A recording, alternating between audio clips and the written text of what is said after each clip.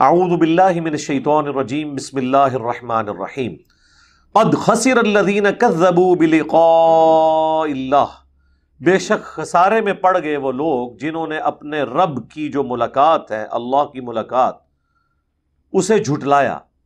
ظاہر دنیا میں اگر کسی کبوتر نے آنکھیں بند کر لی تھیں اس ڈر سے کہ میں نے بلی غائب کر دی ہے تو بلی غائب تو نہیں ہوئی، اسی طریقے سے جو اللہ کے مجرم لوگ ہیں وہ بے شک اپنے آپ کو تسلیاں دیں کہ اے جہاں میٹھا اگلا کس نے ڈٹھا، اگلا پتہ نہیں آنا ہے یا نہیں آنا، وہ آخرت کا عذاب، قیامت کے دن کی جو سختی ہے وہ آ کے گلا دبوچے گی۔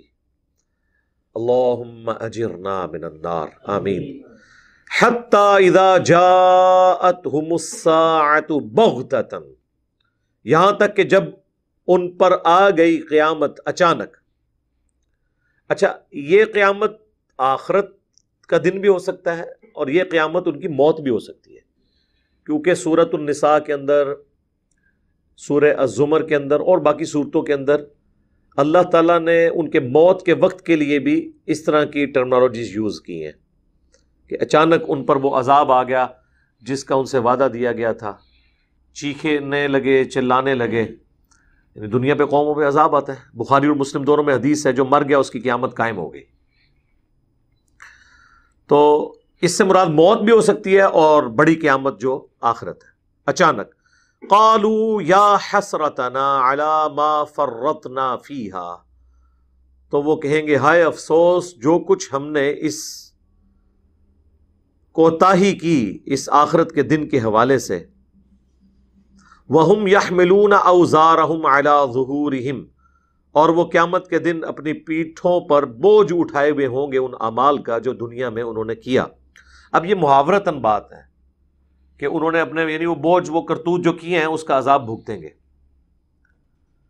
أَلَا سَاءَ مَا يَزِرُونَ، آگاہ ہو جو کیا ہی برا بوجھ ہے جو وہ اٹھائے ہوئے ہوں گے۔ وَمَا الْحَيَاةُ الدُّنْيَا إِلَّا لَعِبٌ وَلَهْوٌ، اور دنیا کی زندگی تو نہیں ہے مگر کھیل اور تماشا۔ اس کا یہ مطلب نہیں ہے کہ آپ نے دنیا میں کھیلنا ہے اور کودنا ہے، یہ محاورتاً بات ہو رہی ہے۔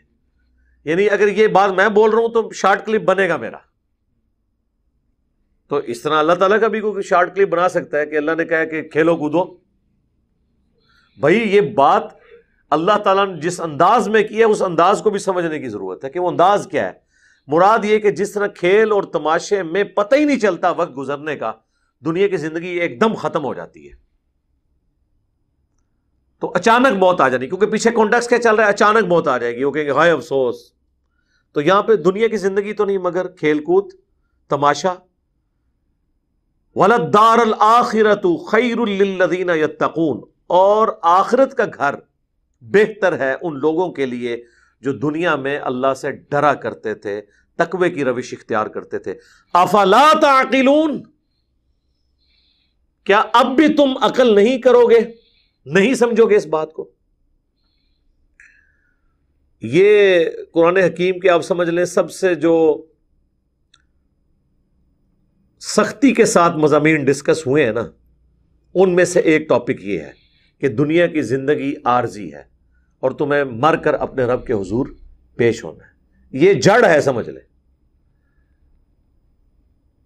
سورہ الاعلی میں آیا نا، بل تؤثرون الحیات الدنیا، تمہارا اصل مرض یہ ہے کہ تم دنیا کو ترجیح دیتے ہو، والآخرۃ خیر وابقی، جبکہ آخرت بہتر بھی ہے اور ہمیشہ باقی رہنے والی بھی ہے۔